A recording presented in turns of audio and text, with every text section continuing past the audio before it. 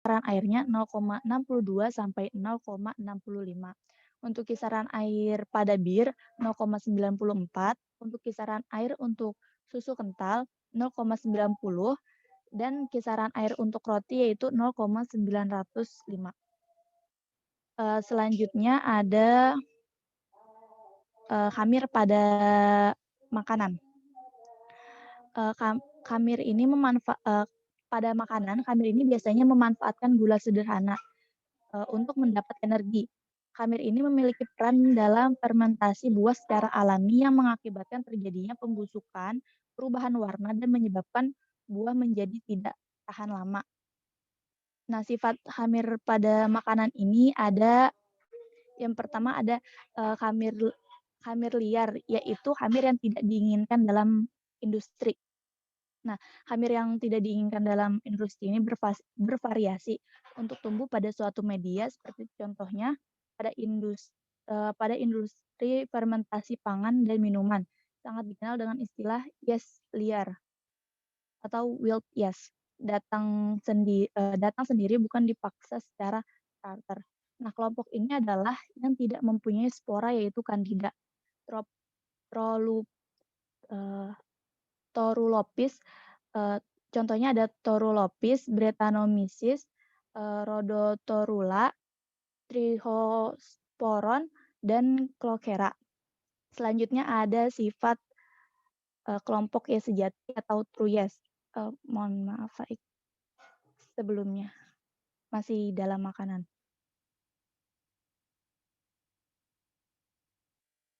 Oke. Untuk sifat Faik slide sebelumnya. Ya, untuk sifat yang true yes ini dia termasuk ke dalam kelas Asomycetes dengan ciri selalu berspora. Yang umum digunakan dalam industri ini biasanya contohnya ada Saccharomyces cerevisiae, yaitu pada roti, minuman beralkohol, gliserol, dan enzim invertase. Dan yang ketiga ada kelompok Falcies, yaitu fungi imperfecti. Di sini contohnya dari contoh khamir yang fungi imperfect ini ada Torulopis, Candida, Brettanomyces, Cloquera, Trichosporon, dan Rhodotorula. Next.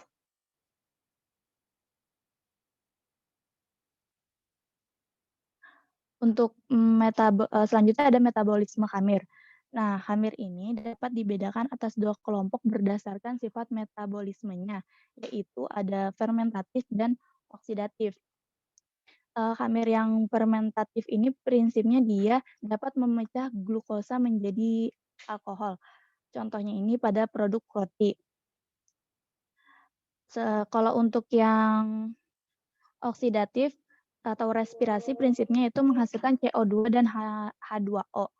Nah, kedua mekanisme ini dipergunakan khamir untuk menghasilkan energi. Walaupun energi yang dihasilkan melalui respirasi biasanya lebih tinggi dari yang melalui fermentasi. Next. Di sini ada pewarnaan untuk melihat struktur khamir. Jadi kalau misalnya kita mau melihat struktur khamir pada saat praktek biasanya menggunakan pewarna-pewarna yang ada di dalam tabel berikut ini. Yang pertama ada pewarna anilin. Nah, pewarna anilin ini digunakan untuk melihat seluruh sel dari khamir. Nah, selanjutnya yang kedua ada besi hemaktosilin atau dengan teknik Feulgen, ini untuk melihat nukleus. Nah, ketiga ada pewarna merah Sudan atau hitam Sudan. Biasanya digunakan untuk melihat globula lemak yang berwarna merah atau hitam kebiruan. Yang keempat ada merah netral. Merah netral ini digunakan untuk melihat granula metakromatik dan vakuola yang berwarna merah muda. Yang kelima ada zinc klorida iodium, digunakan untuk melihat selulosa yang berwarna biru. Yang keenam ada polikroma biru metilen untuk melihat nukleoprotein. Yang ketujuh ada kalium iodid untuk melihat granula pati yang berwarna biru dan glikogen berwarna coklat tua. Dan yang kedelapan atau yang terakhir ada tinta India yang digunakan untuk melihat kapsul. Next.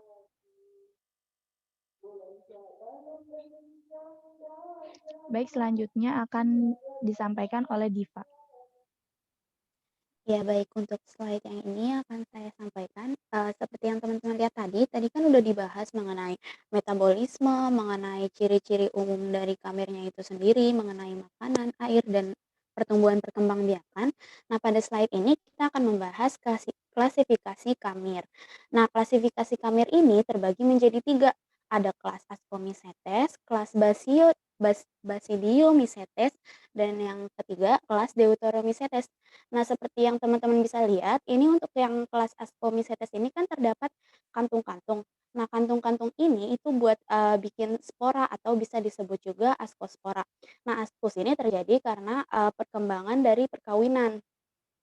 Nah, hifa dari kamir ini itu memiliki sekat, tapi ada juga yang bersel tunggal.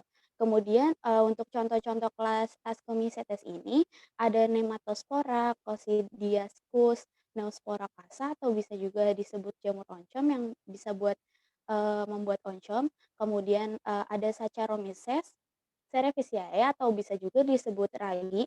Nah, ini tuh penggunaannya untuk membuat roti, tape, dan juga membuat bir atau alkohol. Nah, Saccharomyces ini berbentuk bulat. Pada Saccharomyces ini perkembangbiakan vegetatifnya dengan tunas. Nah, kemudian untuk kelas Basidiomycetes, seperti yang bisa teman-teman lihat di sini ada tudung-tudung atau eh, ini tubuh buahnya. Nah, ini juga bisa membuat spora.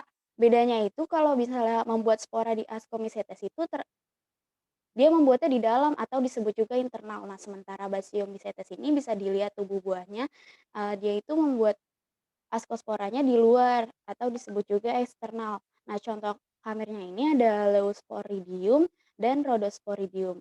Nah, kemudian yang ketiga ini ada kelas Deuteromycetes atau biasa juga nih disebut fungi imperfecti seperti namanya. Jadi fungi imperfecti ini yang belum benar-benar sempurna. Nah, ini disebut fungi imperfecti ini karena dia itu nggak bisa membuat spora secara seksual. Nah, contohnya ini ada Rhodotorula, Cryptococcus, Torulopsis, dan Candida. Ya, boleh di next. Nah, kemudian ada enzim yang dihasilkan kamir. Ada 3 enzim yang dihasilkan kamir, yaitu yang pertama selulase, Candida utilitas, salah satu mikroorganisme kelompok kamir yang memiliki daya selulotik karena mampu menghasilkan enzim selulase yang dapat digunakan untuk menghidrolisis selulosa menjadi produk yang lebih sederhana seperti glukosa. Nah, enzim selulase ini berperan penting dalam industri. Nah, diantaranya itu untuk penanganan limbah selulosa, produksi pakan ternak, dan membuat deterjen. Kemudian yang kedua ini ada zimase. Zimase adalah enzim yang terdapat dalam ragi yang dimiliki fungsi kamir yang sanggup mengubah berbagai jenis gula menjadi alkohol dan karbon dioksida. Nah, enzim ini mengatalisis reaksi fermentasi alkoholik. Ragi atau fermen adalah zat yang menyebabkan fermentasi, sedangkan kamir adalah mikroorganisme eukariota yang diklasifikasikan dalam kingdom fungi dengan 1.500 spesies yang telah dapat dideskripsikan. Nah, enzim zimase ini berfungsi sebagai pemecah sukrosa menjadi monosakarida. Monosakarida yaitu, glukosa dan fruktosa. Nah, kemudian yang terakhir ini ada enzim amilase. Kamir Saccharomyces cerevisiae merupakan organisme penghasil amilase yang cukup berpotensi. Selain bakteri dan kapang, enzim amilase diproduksi di luar sel oleh beberapa jenis yes Saccharomyces cerevisiae, Schwannomyces accidentalis, dan Candida serta Pichia. Baik, boleh di-next. Nah, kemudian di sini ada sifat kamir makanan yang banyak digunakan dalam industri adalah kamir kelas Ascomycetes yang tadi. Dalam klasifikasi yang pertama, Ascomycetes ini yang memiliki askus atau, kantung-kantung. Nah, sedangkan hamir liar yang tidak diinginkan dalam suatu industri, kelompok kamir sejati atau Truyes Yang pertama ada si Saccharomyces, yaitu terdapat pada buah-buahan tropis, molase, tanah, dan madu. Yang kedua Hastenia spora dan Natsonia, ada pada tumbuh pada sari buah-buahan. Yang ketiga ada Saccharomyces dalam produksi alkohol, anggur, dan minuman keras. Yang keempat Saccharomyces dapat merusak madu, sirup, dan molase dan dalam fermentasi kecap dan anggur. Yang kelima Pichia, sering tumbuh pada bir dan anggur, dan yang keenam Debaryomyces, yaitu tumbuh pada keju dan sosis. Kemudian untuk, selanjutnya ini kelompok Folies atau fungi imperfecti seperti yang saya jelaskan tadi, fungi imperfecti ini disebut karena dia tidak bisa menghasilkan spora. Nah, yang pertama ini contoh yang pertama ada Torulopsis, dapat merusak susu kental manis, sari buah-buahan, konsentrat, dan makan makanan asam. Yang kedua ada Candida, dapat menyebabkan kerusakan pada mentega dan margarin. Yang ketiga Brettanomyces, dapat kerusakan pada bir jika proses fermentasi terlalu lama. Yang keempat ada Cloquera, ditemukan pada buah-buahan, bunga, dan tanah. Yang kelima ada Trichosporon, ditemukan pada bir dan daging yang didinginkan. Yang keenam Rhodotorula, dapat menimbulkan bintik-bintik merah atau merah muda pada daging dan sauerkraut. Di sini ada penggunaan kamir dalam produk pangan. Hasil fermentasinya ini biasanya untuk makanan yang biasa kita konsumsi sehari-hari seperti tempe, yaitu mikroorganisme fermentasinya Rhizopus oryzae. Yang kedua oncom oleh Saccharomyces cerevisiae. Yang ketiga yogurt oleh Lactobacillus burgarius. Yang keempat rasi oleh Lactobacillus. Yang kelima asam cuka oleh Acetobacter aceti. Yang keenam kecap oleh Aspergillus sae dan Pediococcus. Nah, kemudian ada penggunaan kamir dalam industri. Produknya ini ada tape, brem, dan ragi. Kamirnya Saccharomyces dan peranannya ini untuk produksi alkohol. Yang kedua ada produk bir. Kamirnya Saccharomyces cerevisiae, peranannya untuk produksi alkohol dan CO2. Yang ketiga anggur, kamirnya tetap sama Saccharomyces cerevisiae untuk memproduksi alkohol. Produknya whisky, kamirnya Saccharomyces cerevisiae, peranannya untuk produksi alkohol. Dan yang terakhir roti, kamirnya ini Saccharomyces cerevisiae untuk produksi CO2 atau karbon dioksida.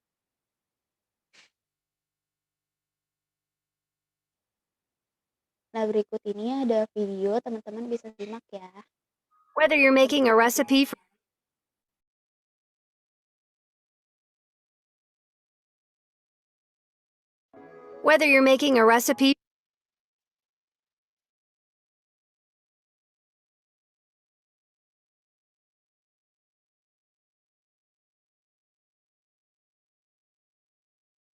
for cinnamon rolls or French bread, yeast factors into the equation. Yeast is a required ingredient for almost all bread recipes. While we typically just buy yeast at the grocery store and toss it in our mixing bowl, yeast has quite an interesting backstory. Yeast are fungi, living organisms found all around us, floating in the air. According to producer Red Star Yeast, yeast is made up of egg-shaped cells only visible through a microscope. They're fungi just like the molds found on blue cheese, mushrooms, or even in antibiotics such as penicillin. However, yeast grows in a different form than other fungi, which are typically composed of tubular chains of cells called hyphae. Yeast is found in small clusters of cells or as an individual cell, and since it's alive, yeast can also die. According to Red Star Yeast, their yeast is stamped with a best-by date of 2 years from when the yeast is packaged. Keeping it in a cool, dry place such as your pantry or refrigerator will ensure it'll live up to that date. If you're not sure if your yeast is alive, pour it over warm water with a teaspoon of sugar. If it bubbles, it's still kicking, the Spruce Eats advises. Also, yeast has been around for longer than pretty much any of us. In researching the ancient tomb of the Egyptian ruler Scorpion from around 3100 BC, archaeologists found 700 jars of resinated wine. According to Scientific American, the resin was used to slow the wine's natural progression into vinegar. researchers found evidence of the same species as modern-day brewer's yeast in the jars. While that isn't solid evidence the ancient Egyptians knew that the addition of yeast could turn their juice into alcohol, it certainly does show that yeast has been prevalent for a very, very long time. In these hallowed grounds, that which was set forth in ancient times is as strong today as it was then.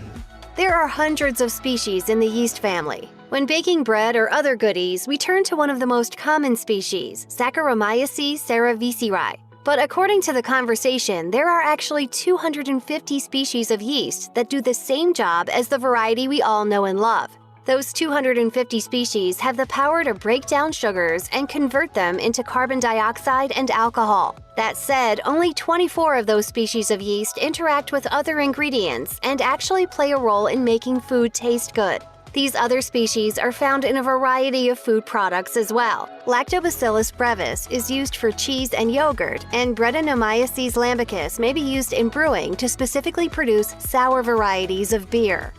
Yeast doesn't make its way to your local supermarket without some work. According to Quartz, on a large manufacturing scale, yeast and molasses are mixed together and fed a ridiculous amount of sugar to keep it happy and growing. Once that sugar is consumed and fermented, the solid and liquid byproducts are separated, and the yeast is dried out. That dried out powder is what we've become accustomed to purchasing in the store, and manufacturers package it in a way that makes it shelf stable.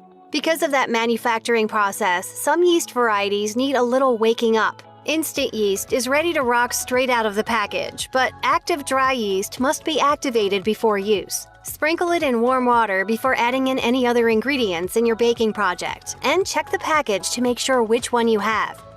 Yeast is mostly known for its role in baking bread, but it also plays a big role in the production of alcoholic drinks. That's right, you can thank yeast for your buzz. In beer brewing, yeast is added to the wort, the mash that's made from malted grains like barley. This begins the process of fermentation. The yeast begins to consume the sugar in the wort and converts it into ethyl alcohol and carbon dioxide. It's responsible for the alcohol content in beer as well as its carbonation. Yeast plays a role in making wine, too. It's found on the skins of grapes, which makes its way into the fermenter during the winemaking process. Wild yeast strains consume the sugars in the grapes, ultimately creating alcohol. Winemakers help the process along by adding commercial strains of yeast, and each strain adds a different flavor to the finished wine. So yeast can be the cause of hangovers. It can also be the cure. According to Jim Koch, co-founder of Samuel Adams Beer, mixing a bit of dry yeast with yogurt before a night of drinking is the ideal way to alleviate your headache the next day. Because yeast breaks down alcohol, the alcohol in what you're consuming may be broken down before being absorbed into your bloodstream. Smells evoke feelings. The smell of freshly baked bread can definitely inspire nostalgia for your grandmother or mother baking bread in the kitchen. What's that? What? That smell. What's that smell? What smell? It's very familiar. I can't put my finger on it. It's very familiar. Next time you're thinking back to the old days, remember that the comforting smell of freshly baked bread isn't just coming from the baking process itself. It has everything to do with yeast. As the yeast in the dough is feeding on the sugars found in flour, carbon dioxide is being released to make that dough rise and create those incredible aromas we love along the way. During the fermentation process, a number of compounds are produced, and we can thank these compounds for the delicious smell and flavor of bread.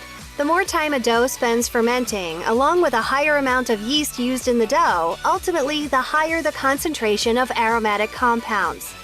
Pulling off a great loaf of homemade bread can be a challenge. After all, you have to get your ingredients just right, along with your mixing and even your rise times. There's a lot of science that goes into baking the perfect loaf. As you're looking at how much flour to add or how much sugar and salt, remember that one of the most important ingredients to get exactly right is yeast. If you add too much yeast to your dough, it may end up producing more volume than intended. A dough can increase in size too much, which ultimately leaves holes in the end product. At the same time, if there's excess yeast creating too much of a rise, your loaf has the potential to completely collapse in the oven. On the other hand, if you don't include enough yeast, you may end up with bread that's a bit too heavy, with a tough texture because there wasn't enough development of carbon dioxide. If you find yourself in a pinch and you're out of yeast at home, there are yeast substitutes and ways of skipping yeast altogether. You might want to consider making a loaf of Irish soda bread, which is typically served with thicker slices, as it's a bit more crumbly than your typical loaf. That texture comes from the omission of yeast. A typical Irish soda bread recipe will employ baking soda rather than yeast as its leavening agent. If you're still set on a recipe that calls for yeast, you can opt for a substitute that mimics what yeast will do. You can substitute an equal amount of double-acting baking powder, for example. The baking powder acts to make the dough rise, as yeast typically would. Or you can use baking soda paired with an acid such as lemon juice or buttermilk to mimic the same reaction. Did you know you can harvest yeast yourself? If your local supermarket is out of yeast packets, here's a unique science project to see if you can actually master it on your own. A sourdough starter, which is obviously used for baking sourdough bread, is essentially a form of yeast that you can grow on your own at home. Because yeast is all around us, it really just needs a nice spot for it to form a community and to grow. You can provide that perfect environment. According to Discover magazine, creating a home for bacteria consisting of flour and water essentially creates an enticing dish for the yeast in the environment to eat, leaving it congregating and growing in one vessel, such as a jar. As it grows, your sourdough starter becomes ready to use in bread baking projects.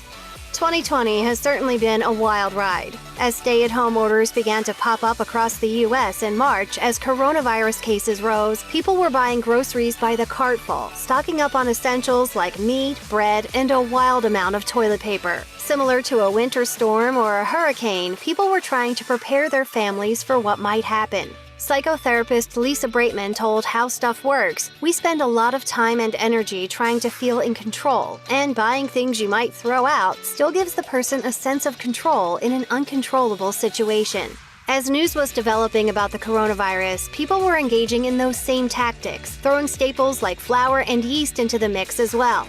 More time at home means more time for baking, right? According to USA Today, within a 4-week period leading up to April 11, 2020, sales of yeast jumped by 410%. And according to John Heilman, Vice President of Manufacturing for AB Mauri, the parent company of Fleischmann's Yeast, the buffer inventory the company had available on store shelves, providing 2 to 3 weeks in between when they restocked, was bought up almost instantly, creating a prolonged lull in availability of the product. Now that's a scenario that isn't very fun, guys. Check out one of our newest videos right here, plus even more mashed videos about important ingredients are coming soon. Subscribe to our YouTube channel and hit the bell so you don't miss a single one.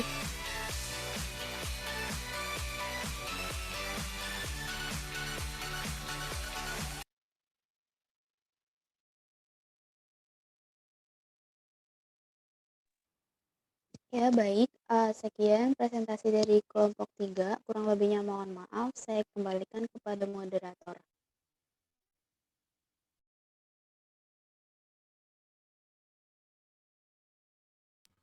Baik, terima kasih kepada kelompok presentan. Selanjutnya yaitu kepada penanya wajib, dipersilakan untuk bertanya kepada kelompok presentan. Baik, moderator izin bertanya. Iya, silakan. Iya, saya Adinda dari kelompok 6.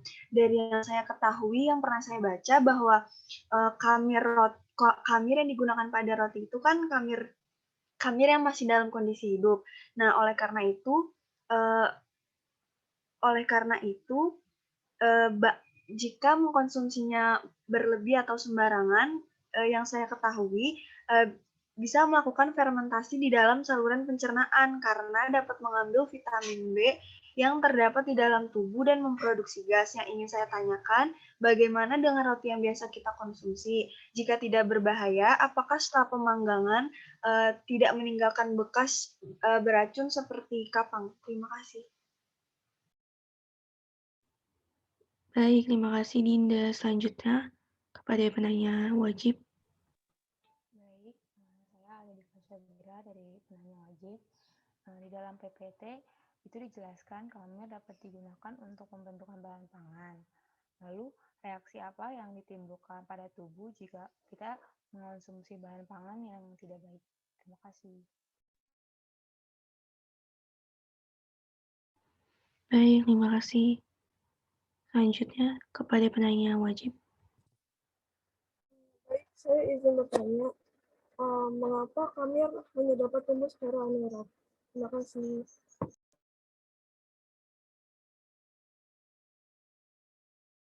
Baik, terima kasih kepada penanya wajib atas pertanyaannya. Selanjutnya kepada kelompok notulen, dipersilakan untuk membacakan kembali pertanyaan dari penanya wajib.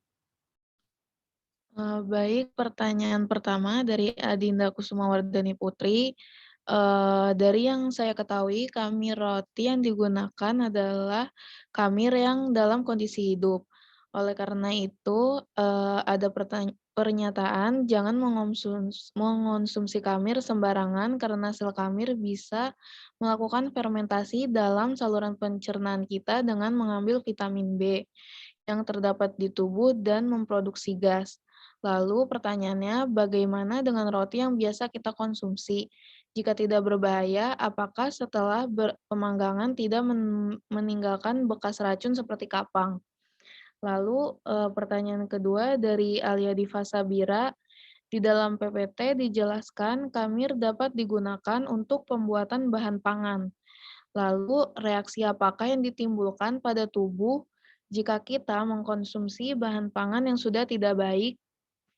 Lalu pertanyaan ketiga dari Fadia Amalia, pertanyaannya mengapa kamir hanya dapat tumbuh secara anaerob?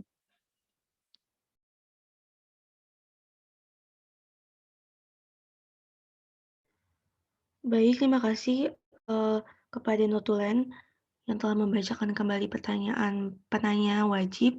Selanjutnya, kepada kelompok presentan, dipersilakan untuk menjawab pertanyaannya dengan meminta sedikit waktu untuk mencari jawaban terlebih dahulu dan mengakses video yang telah dipersiapkan.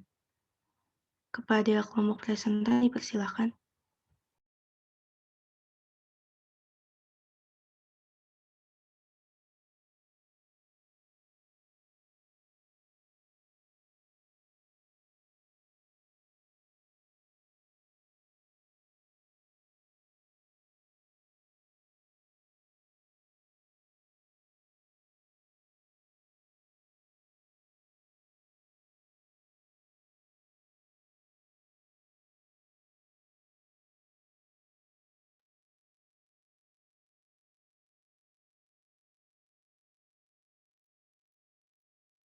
So I want to talk about the 7 benefits. So I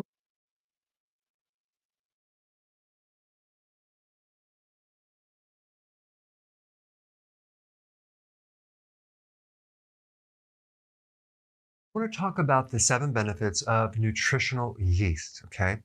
Now, first of all, there's some myths about nutritional yeast. One is that if you actually consume nutritional yeast, you're going to end up with a yeast infection. That's not going to happen. It is true that some people may have an allergy to yeast, okay? In which case they want to avoid it. The other myth relates to nutritional yeast being a version of MSG or monosodium glutamate. That is absolutely not true. The other point I want to bring up about nutritional yeast is that a lot of times when you buy it, it's enriched with synthetic B vitamins. I would not recommend any nutritional yeast that is enriched or fortified because they fortify it with synthetics. And if you want more information about an unfortified version, I put a link down below. You can check it out. All right, number 1, let's talk about the B vitamins. There's a lot of benefits by taking the B vitamins, especially in their natural form. B1 decreases stress, it increases energy. B2 and B3 is good for the skin, it's good for digestion, it's good for your hair, your nails. B6 is essential for your mitochondria to make energy. The list goes on and on and on. But mainly when you take the B vitamins, you're going to have less stress and more energy. And one last point about the B vitamins. Normally nutritional yeast does not contain B12, okay? B12 is very, very important to fortify your blood, to help with energy, metabolism, and many other things. So to differentiate between natural and synthetic, you want to make sure this B12 is in the form of methylcobalamin, not cyanocobalamin. Okay, just make mental note of that. All right, let's go to number 2, minerals. So there's potassium, there's magnesium, there's calcium, there's all sorts of minerals that will actually help you in various ways. Number 3, trace minerals. chromium, selenium, zinc. And one of the purposes of trace minerals is to help as a cofactor in enzymes. And enzymes do the work of the body. So trace minerals are good for hair, nails, skin, muscle, anything with protein. Okay, number 4, amino acids. There's actually a complete profile of amino acids in nutritional yeast. In fact, by weight, amino acids make up 50% of nutritional yeast. That's actually more than a lot of protein sources out there. All right, number 5, fiber, which can then feed your microbes, which then could make something called butyric acid, which will then decrease insulin resistance and decrease your insulin and help you with your blood sugars. All right, number 6, glutathione, which is a very powerful antioxidant. So it helps prevent oxidation in different parts of the body. Your body actually can make it, or you can get it from certain foods. So this actually helps in neutralizing free radical damage. All right, and lastly, beta-glucan, which is not only good to help regulate cholesterol, but it's really good for your immune system and protecting you against viruses and bacteria. All right, guys, those are the benefits. And also realize when you're doing the keto plan, I always recommend nutritional yeast as a really good source of your B vitamins. All right, thanks for watching. Hey, I just wanted to mention something real quick.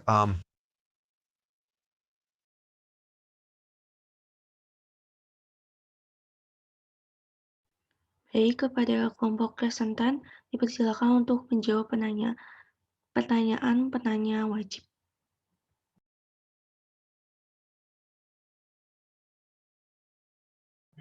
Baik moderator, saya akan menjawab pertanyaan Adinda dari kelompok 6. Tadi Adinda bertanya, dari yang saya ketahui, hamir roti digunakan untuk membuat roti, yaitu hamir dalam kondisi hidup. Oleh karena itu, jangan mengonsumsi hamir sembarangan, karena sel hamir bisa melakukan fermentasi dalam saluran pencernaan. Nah, lalu bagaimana dengan roti yang biasa kita konsumsi? Jika tidak berbahaya, apakah setelah pemanggangan tidak meninggalkan bekas racun seperti kapang? Nah, untuk jawabannya, jenis ragi yang digunakan yaitu ragi untuk roti yang digunakan yaitu ragi Saccharomyces cerevisiae yang mempunyai toleransi pada kadar alkohol yang tinggi. Ragi roti ini bersifat stabil dan tidak berbahaya atau menimbulkan racun, mudah didapat dan malah mudah dalam pemeliharaan.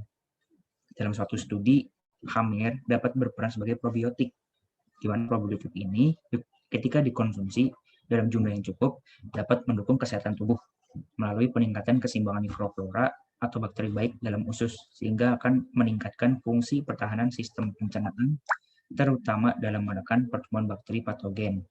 Nah, sedangkan kapang pada roti itu tidak stabil, karena kapang itu kan bersifat parasit, berbahaya karena dapat memproduksi metotoksin, dan juga bersifat parasit karena mengambil nutrisi dari roti.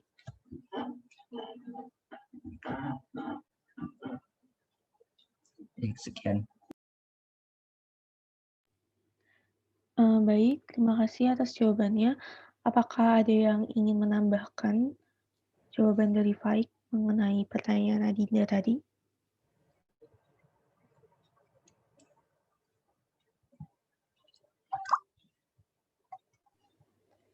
Jika tidak ada yang ingin menambahkan, kepada kelompok presentan dipersilakan untuk menjawab pertanyaan dari kelompok selanjutnya.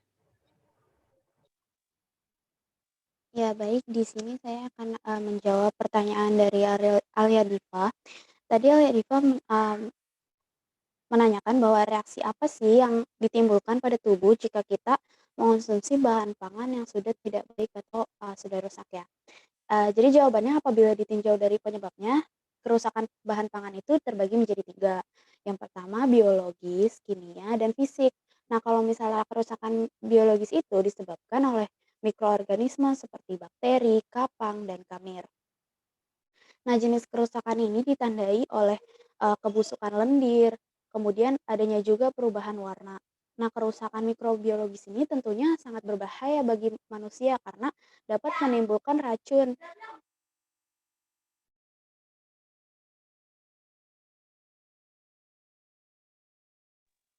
Ya baik, saya lanjut karena bisa menimbulkan racun. Nah, makanan yang sudah rusak ini dapat menimbulkan racun karena tempat pertumbuhan yang baik bagi bakteri-bakteri. Nah, akibatnya itu, ada gejala-gejala yang ditimbulkan oleh tubuh seperti diare, mual, muntah, kram perut, dan sakit kepala. Terima kasih. Baik, terima kasih atas jawabannya Diva.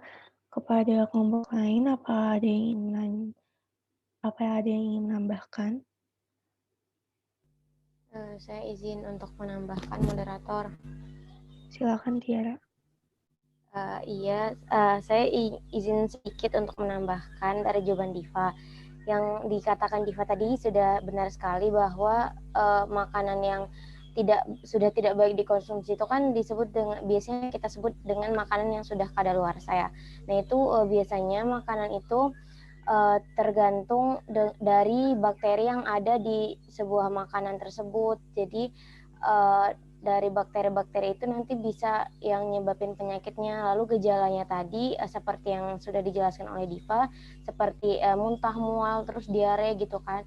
Nah terus saya juga pernah baca bahwa jika kita mengalami memakan makanan yang sudah kadaluarsa itu, kita bisa mencegahnya atau mengantisipasinya itu dengan mengonsumsi susu beruang, karena susu beruang itu kan dia bisa menetralisirkan racun ya. Jadi dengan begitu kita dapat menetralkan racun-racun yang kita makan di bahan pangan yang sudah kadaluarsa tadi. Saya juga pernah dengar bahwa bisa juga dapat diatasi dengan ini mengkonsumsi arang aktif yang diminum dengan air putih bersamaan susu kental manis. Katanya juga itu bisa menetralkan makanan yang telah kadaluarsa. Terima kasih. Baik, terima kasih atas tambahannya Tiara. Apa ada yang ingin menambahkan kembali dari kelompok lain? Baik, mohon izin moderator. Iya, silahkan. Saya bukan mau menambahkan sih, lebih kayak ke mau menyanggah opini dari Tiara yang soal susu itu. Jadi kan di pelajaran di mata kuliah kita sebelumnya di ilmu pangan yang soal susu itu tuh kita udah ngebahas kalau misalnya susu itu gak bisa netralin racun. Jadi susu itu sebenarnya tugasnya tuh cuma buat ngencerin racun, karena di dalam susu itu ada kandungan laktosanya yang nggak dimilikin sama air putih. Jadi dia tuh tugasnya juga cuma ngencerin racun, bukan untuk menetralkan racun. Gitu. Terima kasih. Baik, terima kasih atas tambahannya. Apa ada yang ingin menambahkan lagi? Satu orang lagi.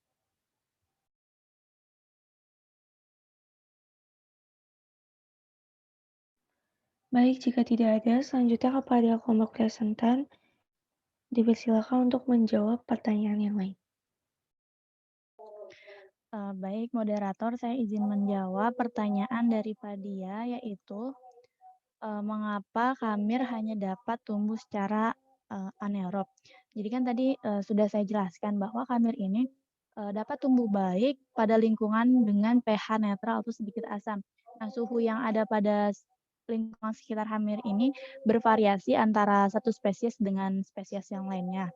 Nah, kan untuk tumbuh ini, khamir ini kan memiliki faktor-faktor di luarnya itu seperti ada kisaran air, kisaran suhu dan pH, kebutuhan udara, zat gizi dan resistensi terhadap panas. Nah, tadi ada pada kebutuhan udara yaitu oksigen. Jadi untuk spesies khamir ini kan dia membutuhkan oksigen untuk respirasi seluler aerobik atau aerob obligat atau anaerobik. Nah, tetapi khamir ini juga dapat menghasilkan energi secara aerobik atau anaerob fakultatif. Nah, jadi tidak seperti bakteri, karena kan kalau bakteri ini kan bersifat aerobik dan anaerobik. Jadi dia dapat tumbuh dengan anaerobik juga. Nah, kalau khamir ini dalam penelitiannya ini belum ada satu spesies khamir yang hanya dapat tumbuh secara anaerob. Seperti tadi kan dia bertanya apakah ada mengapa khamir ini hanya dapat tumbuh secara anaerob. Nah, sebenarnya khamir ini dapat tumbuh secara aerob ini tidak bisa tumbuh sendiri, jadi dia harus memiliki faktor yang lainnya. Nah, karena khamir ini yang bersifat fermentatif dalam keadaan anaerob, jadi dia tidak memerlukan oksigen kalau dalam faktor udara. Mungkin kurang lebihnya seperti itu. Saya kembalikan kepada moderator. Baik, terima kasih atas jawabannya. Kelompok presentan, selanjutnya kepada kelompok lain, apa ada yang ingin menambahkan?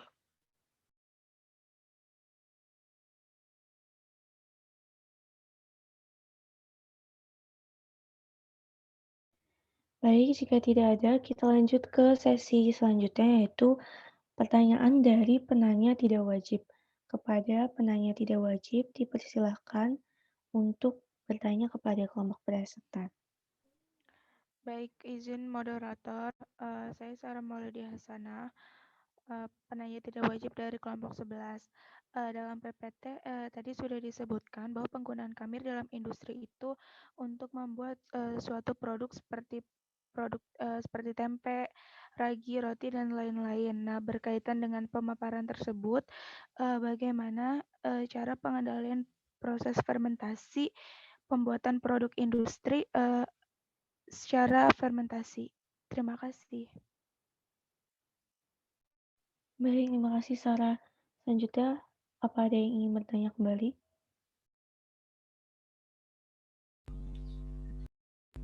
Baik, moderator. Iya, silakan, Tiara. Tadi kan untuk enzim dari khamir sendiri itu ada enzim selulase, zimase, dan amilase. Nah, yang ingin saya tanyakan, enzim manakah yang memiliki peran penting dalam khamir dan seperti apakah pemanfaatan enzim-enzim tersebut dalam bahan pangan yang kita konsumsi? Baik, selanjutnya apa ada yang ingin bertanya kembali? Baik, moderator izin bertanya. Iya, silakan Aura.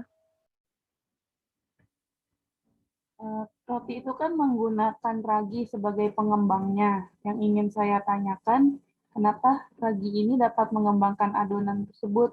Apa sih yang terkandung di dalamnya dan juga bagaimana sistematis raginya itu dapat mengembangkan adonannya? Terima kasih.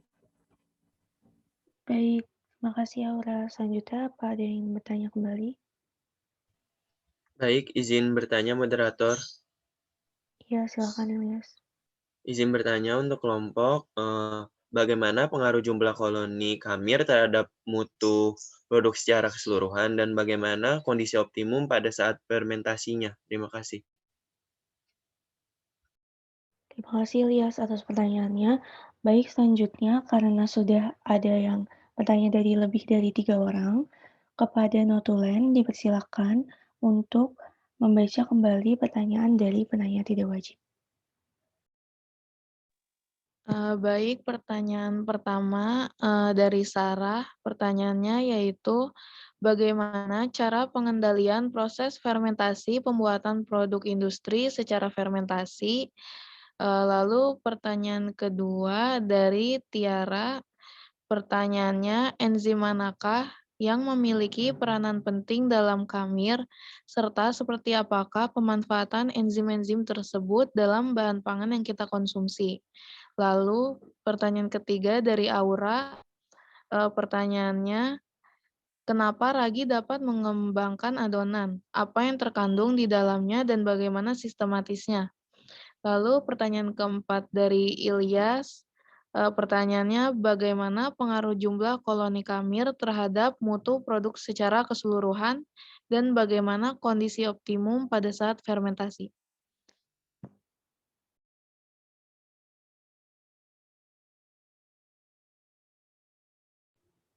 Baik, terima kasih kepada Notulen yang telah membacakan kembali pertanyaan dari penanya tidak wajib.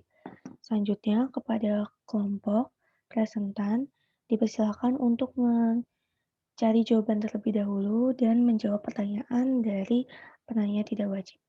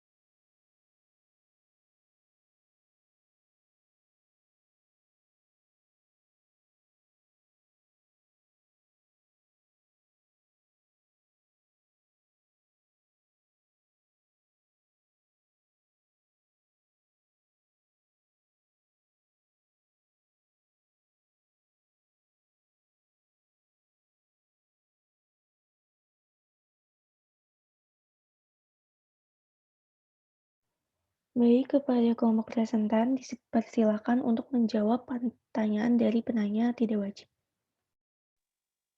Baik moderator, saya izin untuk menjawab dari pertanyaan Ilyas. Tadi pertanyaan Ilyas itu bagaimana pengaruh jumlah koloni kamir terhadap mutu produk secara keseluruhan dan bagaimana kondisi optimum pada saat fermentasi. Nah, kamir ini tidak berbahaya atau menimbulkan racun karena sifatnya itu stabil. Namun, kamir dapat bersifat patogen pada manusia apabila pertumbuhannya itu tidak terkendali. Jadi pertumbuhan kamir pada makanan dapat mengurangi kualitas makanan. Nah, jumlah kamir yang melebihi batas dapat berbahaya bagi ibu hamil, menyusui, serta bayinya karena dapat menghasilkan toksin yang menyebabkan berbagai penyakit diantaranya itu seperti diare, muntah, demam, dan dapat menyebabkan infeksi. Nah, untuk pertanyaan yang kedua ini, bagaimana kondisi optimum pada saat fermentasi? Terkait dengan pertanyaan Sarah tadi, yaitu bagaimana sih cara pengendalian proses fermentasi pembuatan produk industri secara fermentasi.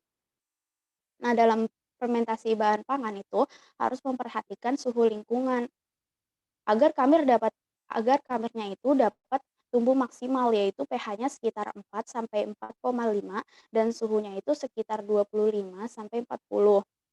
Untuk mempercepat prosesnya itu menjadi 4 sampai 6 jam dan menciptakan habitat yang baik untuk perkembangan kamir.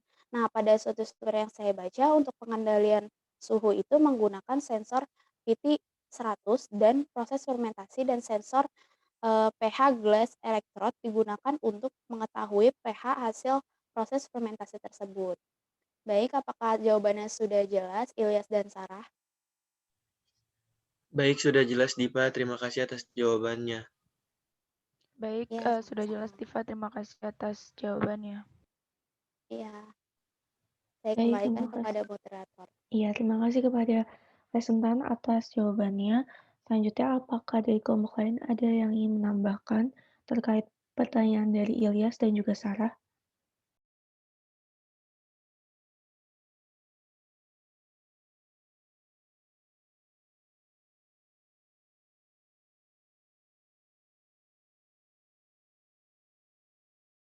Jika tidak ada, kepada kelompok presentan dipersilakan untuk menjawab kembali pertanyaan dari penanya tidak wajib yang lainnya. Baik moderator, saya izin menjawab pertanyaan dari Tiara. Tadi Tiara itu bertanya dari enzim yang dihasilkan oleh khamir ini, enzim mana yang memiliki peranan penting dalam khamir, lalu seperti apakah pemanfaatan enzim-enzim tersebut dalam bahan pangan yang kita konsumsi. Nah, dari enzim yang dihasilkan oleh khamir ini kan ada 3, yaitu ada enzim selulase, zimase, dan amilase. Nah, dari ketiga enzim ini, yang paling banyak bermanfaat adalah yang pertama, itu enzim amilase. Nah, enzim amilase ini digunakan dalam industri hidrolisis pati, bir, roti, dan deterjen. Nah, untuk urutan kedua ada enzim zimase. Enzim zimase ini berfungsi sebagai pemecah sukrosa menjadi monosakarida atau glukosa dan fruktosa. Zimase ini merupakan bioktalis yang digunakan dalam proses pembuatan roti. Kompleks enzim ini dapat mengubah glukosa dan fruktosa menjadi CO2 dan alkohol. Nah, pada urutan ketiga yaitu enzim selulase. Enzim selulase ini dapat digunakan untuk mengasingkan agar-agar daripada rumput laut dengan menguraikan dinding sel daun rumput laut dan membebaskan agar-agar yang terkandung di dalamnya. Terima kasih. Apakah sudah jelas, Tiara? Baik, sudah jelas sih Pak Ul, terima kasih. Baik, saya sama-sama saya kembalikan kepada moderator. Baik, terima kasih atas jawabannya presentan. Apakah dari kelompok lain ada yang ingin menambahkan terkait pertanyaan Tiara mengenai enzim?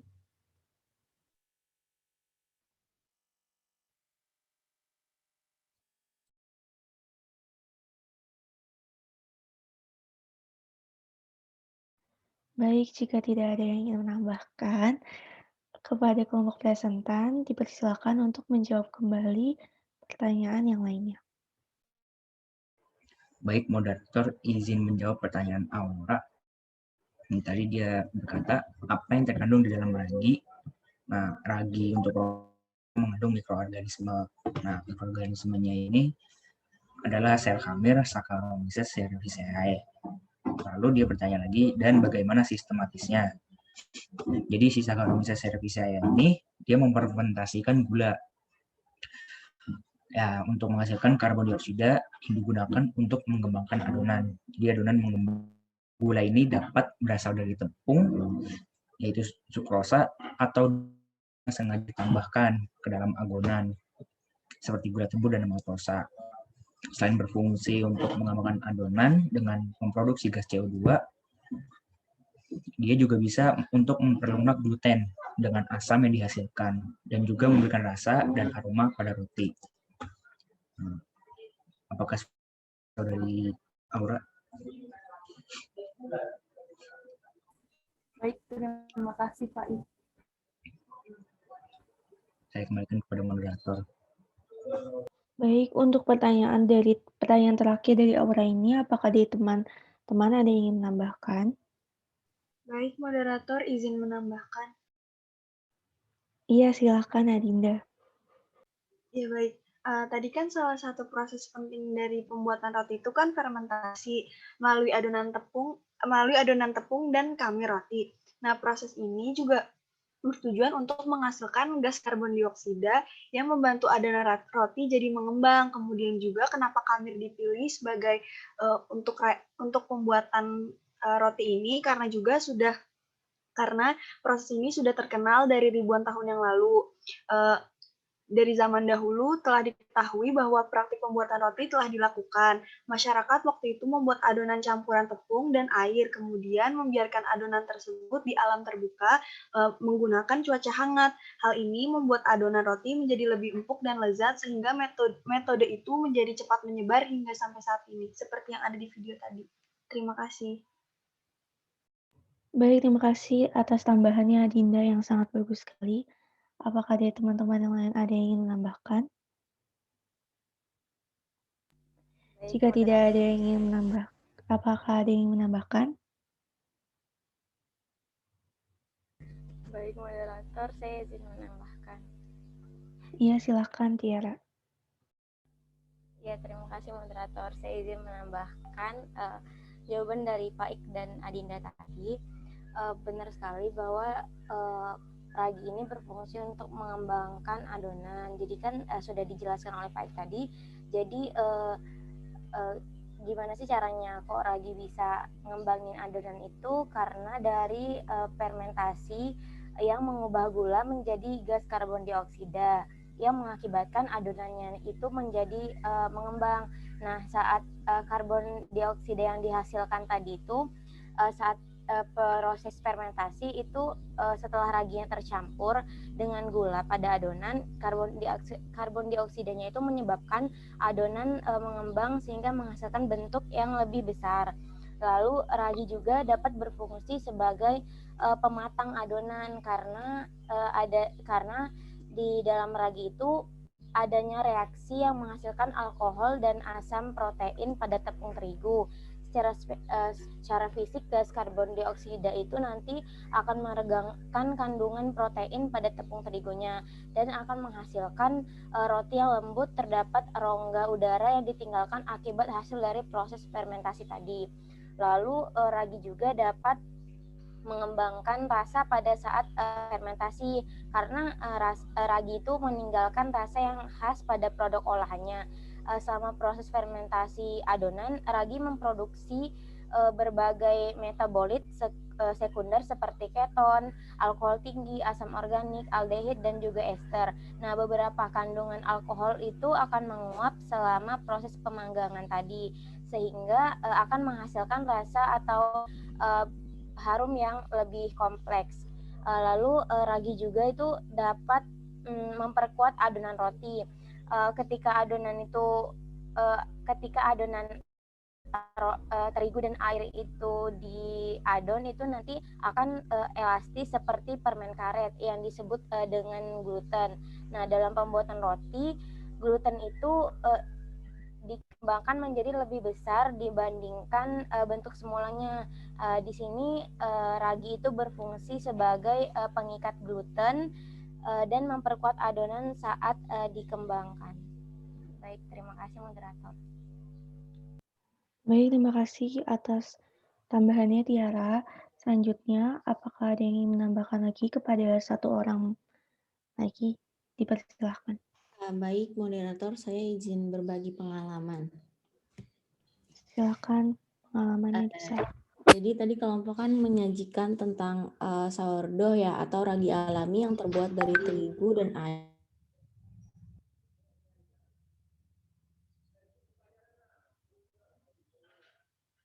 1:1 antara terigu dan air.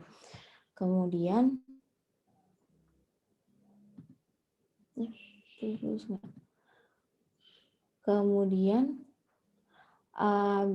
habis itu tuh di dalam waktu mohon